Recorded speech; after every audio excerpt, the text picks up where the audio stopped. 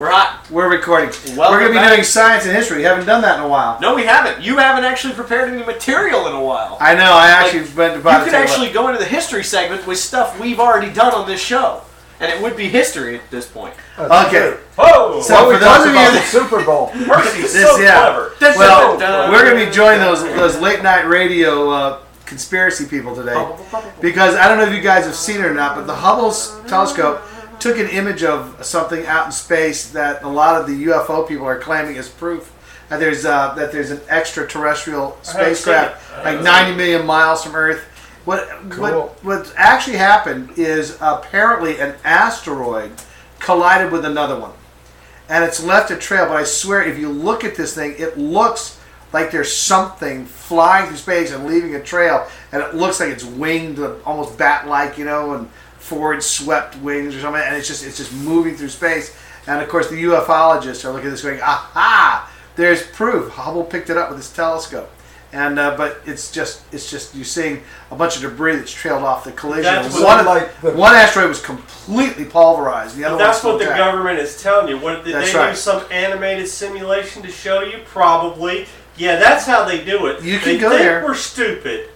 Go to Discovery magazine online. You'll find it in there. It's like the Virgin Mary on toast. Some people see it, some people don't. Yeah, and they count that. Yeah. Well, the aliens definitely put the Virgin Mary on the toast. I know. I tell you, every time I take a prayer to the Lord, if I become a saint, please don't let me wind up on a cheese sandwich. Please don't put me on a potato chip. What if you're Saint Colbert, the patron saint of potato chips? That's right. Hey, Colbert, I would make you a saint. Let's say you found a really weird looking potato or something. You need to put somebody on there. No, they put you in the pudding. You'd be in the pudding. That's right. All right. Look quick, it's fading. That's right. Did anybody catch the shuttle go up? Yes, the shuttle. Yes. It went up. I missed it. Last night launched the shuttle. I was going to get up. It was early. No, the Super Bowl. You're going to get up, right? I usually do for these things, like at the meteorites, stuff like that. Not this time, boy. I slept like a stone. Right through it, yeah. Did you know? Were you drinking during the game? There is a rumor to that effect. Yes. Now, here's the question. I don't mean to get political, but I will. What, Percy? You? NASA Seriously? is apparently going to be, what do they call it? They call it repurposing in the corporate world. They're going to be outsourcing. That's because they've NASA. Lost their raison d'etre. NASA right. is no longer going to be exploring space. They're going to be exploring climate change. Oh, of course they had one. Someone had to invent Tang. I got a couple of things about that's the the space best shuttle. thing that came out of that program. Tang. Yeah. Years ago, I don't know if y'all witnessed this, but about 15 years ago, I actually saw the contrail from the space shuttle in Charleston. Did you know you could see it? Yeah, I've seen it several times. Yeah. And here's another question I have is I don't know if you've heard about this, but a lot of rich people these days are able to go into space. They pay big money to go into space. And my question is that do you ever think anyone will land on Uranus? Not if I have anything to say about it. No, not voluntarily, no. I don't know. What's that star-shaped sphincter there on the planet? Is that the Eye of the Storm? You get too close, it will be. I just had chili. Some people have asteroids. Oh, Uranus has asteroids. We'll get some cream. These jokes are bad even for me. This is like the 8th grade night here, isn't It it? is.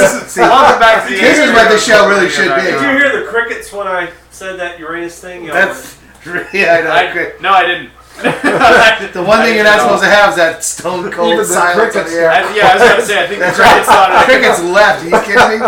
The crickets were hearing aphids. They were like, what the hell's going on here? That's the worst joke I've ever heard. They found Reginald Earnshaw's remains. Who? Reginald Earnshaw. Right, saying his name slower ain't going to make me realize who it was. Reginald Earnshaw is the youngest member of the British Armed Forces to die in World War II. He lied about his age. He was 14 years old and died on board the HMS North Devon when it was attacked by German aircraft. And he was buried in an unmarked grave. They found it, dug him up. Wait. Buried with proper honors. Why was he? Where did he die on? What did he die on? He died on board the HMS North Devon. Okay. And What do you think I happened to said? him? You get blowed up? They drown? What happened to him? He got shot up. Poor kid. He was probably playing cricket or something, or On a battleship? he was in the British Navy. He was being made. So, I just thought cabin boy. that's right. I just thought we'd give a little salute to Reginald Earnshaw, who gave his life for freedom. To a fine Medina. Hail, hail! Reginald This is you, Earnshaw, Reginald. The boys of the Royal Navy salute you. God save the Queen! That's right. The boys I think of I've the got a new submarine idea for service a salute scene. everyone. Did they Cheerio! did they identify him by his dental records? Not in Britain, they didn't. Oh! The problem is there are no dental records in Britain. Who would keep a record of that? The only one ever found before, I think, is on the Bayou Tapestry. They found a picture of his incredibly unattractive wife, and they were like, well, that could be anybody. Now, here's something that ought to give you pause here, Dickie. Gave me pause. How about this guy off the coast of Florida who gets attacked by the sharks? I saw that. Yeah. And they claim that people down there think they were whites. You mean he was I don't sued think to so. death? Whites don't travel. No, Whites don't No, attack. no, in no. deserts. Those I were heard bull bull and or tiger, tigers. yeah. Ooh, I'd almost rather face whites. You would. You'd never want to face tiger, man. I think the whole Man, that's problem. bull shark. I think the whole problem was he was kite surfing.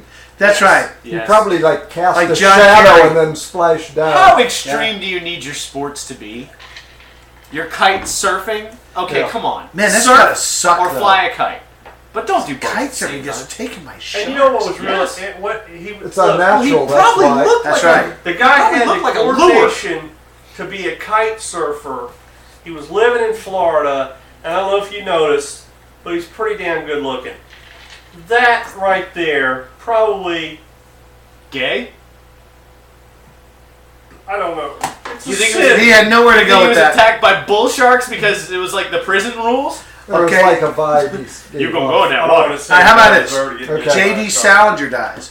Okay. I Yeah. think he was living in Vermont or New Hampshire. Yes. Yeah, New Hampshire. But no one knows for sure. No one knows for sure. Yeah. Wrote Catcher in the Rye. Supposed to be this really great American author. Have How you many read Catcher in listeners the here Rye? have read Catcher in the Rye? I've read Catcher in the Rye. Oh, I don't know can't what the hell the remember. big deal. I understand it's the first fully developed psyche in American literature. I get it, but half the novel I preferred Green Eggs and Ham. Yeah, it Isn't really- that the book? One fish, that two all fish, the- red fish, blue fish. Isn't that the book that all the psycho killers read? Yes, That's right. And what you have to understand is that most of the narrative book is made up. Like whenever he interacts with other people, it proves some of the things he said wrong. So you're basically viewing the world through this kid's mind, and half the crap is made up. That screws the up time- stupid people, and then they go kill people. The reason it was a great book because at the time he wrote it contrary to the moral standards of the time and used lots of swear words and Yeah. talked about broom handles up people's ass and things like that. And, Ooh. oh, he's a great American writer. Right. He's another malcontent. Yep. And he wrote about about being He a had really malcontent. weird eyebrows too later in life. Yeah, did he?